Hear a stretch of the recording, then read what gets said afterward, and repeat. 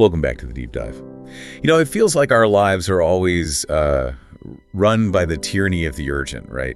Totally. You wake up, check the emails, deal with whatever crisis popped up overnight. Exactly. And we always tell ourselves, okay, I'll get to the important stuff later.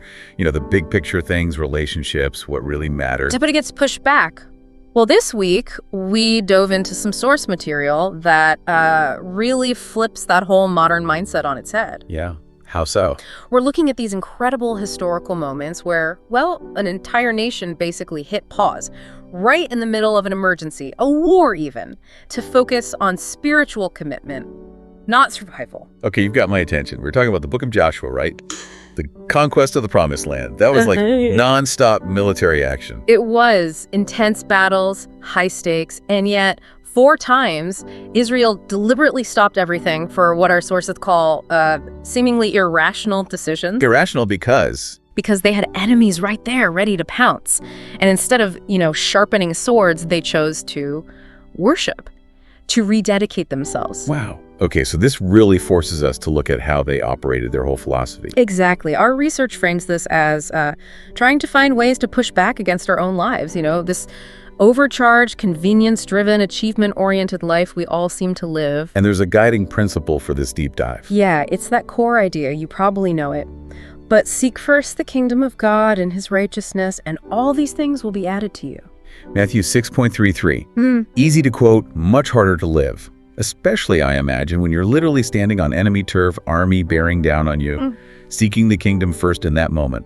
That sounds like risking, well, everything. And that tension, that's the paradox, isn't it, between what seems immediately necessary for survival and that ultimate spiritual commitment. Let's dig into the first big pause, Joshua chapter 5. It's maybe the most shocking one. Okay, set the scene for us. Israel has just crossed the Jordan River. Huge miracle. They're finally in the Promised Land on enemy territory. Yeah. They're geared up for this massive military campaign. Right. They've got momentum. Any military strategist today would say, okay, dig in, set up defenses, secure your supply lines, hit Jericho now while they're still reeling from the river crossing. Makes sense. Speed and surprise. But the command Joshua gets, well, it's the opposite of that. He's told to circumcise all the men born during the wilderness years, the entire second generation. Wait, now.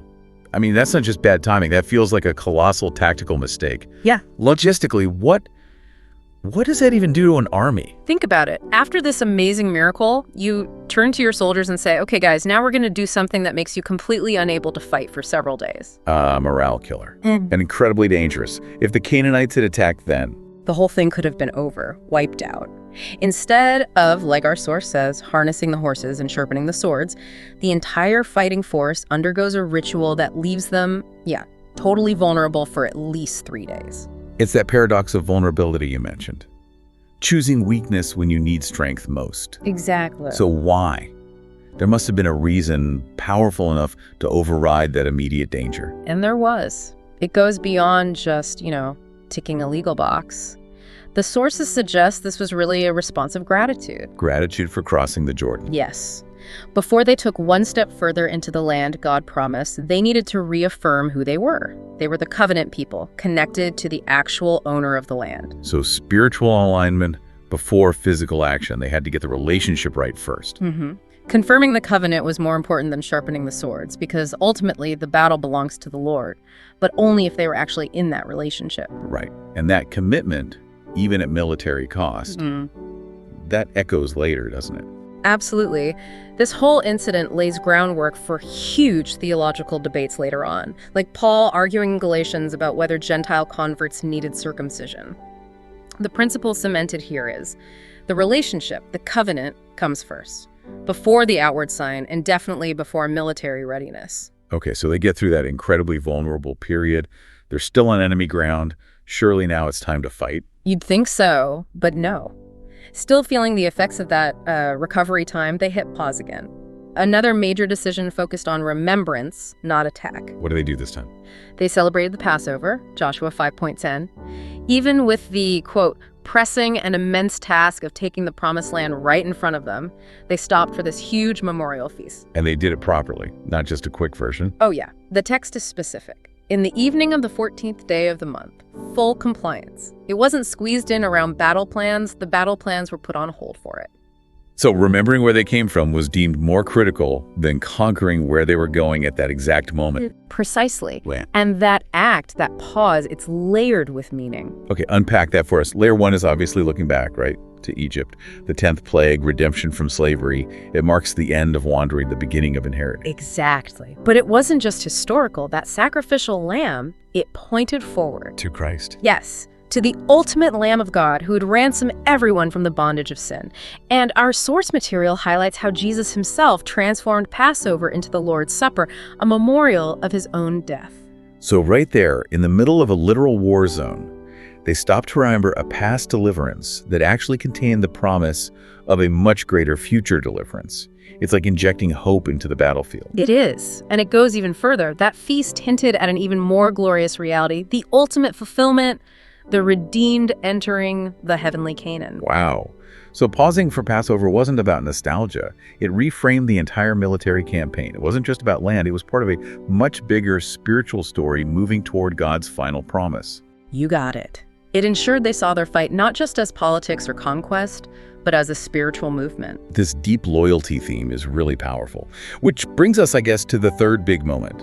Joshua chapter 8. Right. Now they are actively fighting. The conquest is, as the source says, in full swing. Battles are happening. And yet, Joshua halts the military momentum again. For what? To build an altar and hold a massive public worship ceremony. Okay, that juxtaposition is jarring. You've got the gruesome, violent stories of war happening right alongside this intense covenant reaffirmation through worship. It's a deliberate connection. He's making a huge public statement. Loyalty to God, understanding his law, relying on his forgiveness. That's actually more vital than winning the next battle. And they build an altar, following Moses' old instructions. But then Joshua does something else, right? With stones. Yes, he takes these large stones, plasters them white, and writes a copy of the law, probably the 10 Commandments, right onto them. Near the altar, but distinct. It's like etching their allegiance in stone, making it permanent and visible. A monument to their commitment. Exactly. But here's the really fascinating part, the detail that makes you stop and think. Where did they build this altar and monument? Uh-oh, is this another counterintuitive thing? Big time. They built it on Mount Ebal. Ebal. Wasn't that the mountain designated for the curses? Mount Gerizim was for the blessings. Why put the altar of sacrifice in the law on the mountain of the curse? Seems like bad PR during a war. It seems completely backward. Wouldn't you want to emphasize the blessings while you're trying to claim the land? Yeah, stand on the positive side. But the location is the whole point. By placing the altar, the place of sacrifice and atonement, squarely on the mountain associated with the consequences of breaking the law. They're making a visual statement. A powerful one. They're acknowledging, yes, according to the law written on these stones, because we failed, we deserve the curse associated with this mountain. Yeah. But this altar, representing God's provision for sin, stands right here between us and that deserved judgment.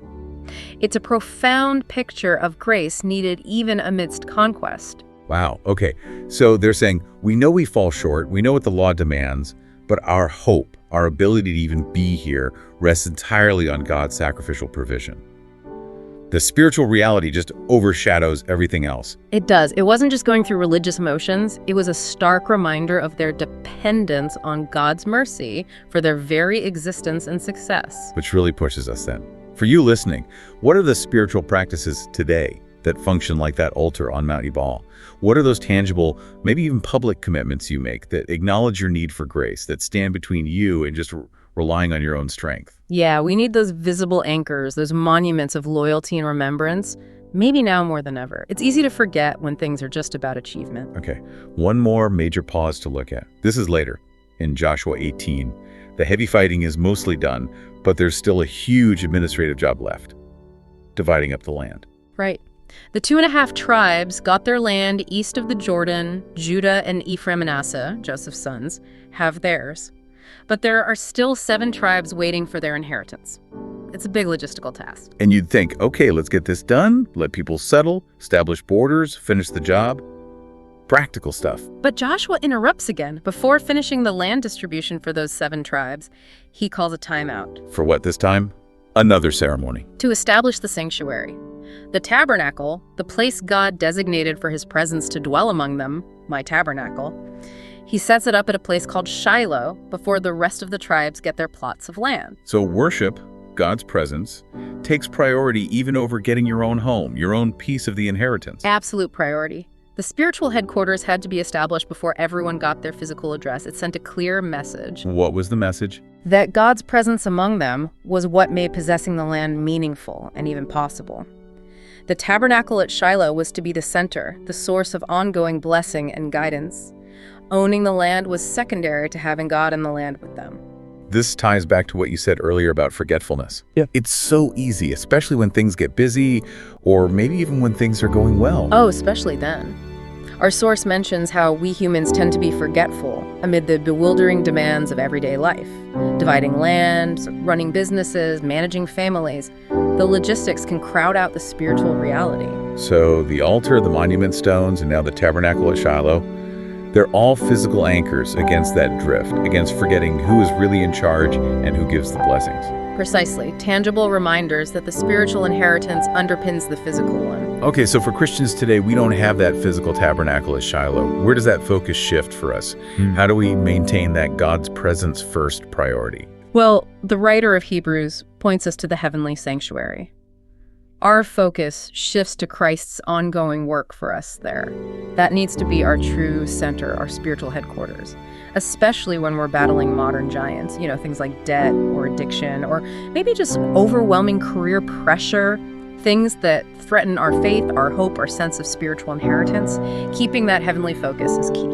Let's just quickly recap these 4 moments because the pattern is really striking when you lay them out. Yeah, it is. First, they choose covenant loyalty over physical safety through circumcision right after crossing the Jordan, maximum risk. Second, they pause the military advance to remember God's past and future deliverance through Passover, hope over action. Right. Third, right in the middle of the fighting, they build an altar and monument on Mount Ebal, prioritizing worship and dependence on grace over immediate battle tactics. Descendants, yeah. And finally, they set up God's dwelling place, the tabernacle, before finishing the practical task of distributing the land.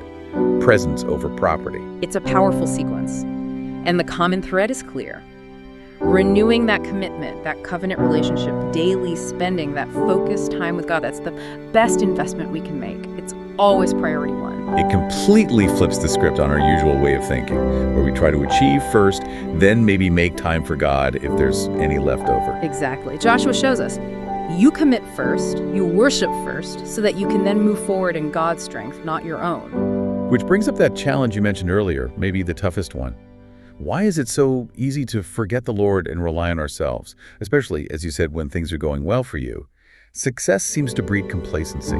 It really does. Those moments of victory or ease are often when we quietly let those anchors slip, the prayer time, the reflection, the tangible acts of commitment. And that's, ironically, when we become most vulnerable to forgetting who got us there. So true victory, the kind Joshua modeled, isn't really about having the perfect strategy or maximizing efficiency.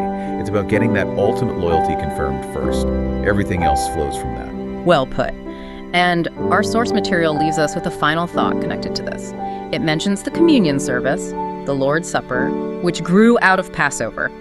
It says that service isn't primarily a time to, beat ourselves up over past failures. Okay. What is it for then? It's a time for meeting Christ, for standing in the saving light of the cross right now. So, if that ancient Passover pointed forward to his redemption, here's the question for you to chew on. What antitypical crossing, what major redemptive moment or spiritual turning point in your own life do you need to intentionally pause and truly celebrate right now, even if you feel like you're still stuck in the middle of a conflict or a struggle?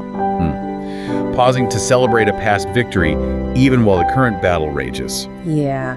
That conscious act of celebration, of remembrance and gratitude might be the very anchor you need to keep your loyalty focused and find strength for what's next. That's definitely something to think about. We'll leave you with that. Catch you in the next deep dive.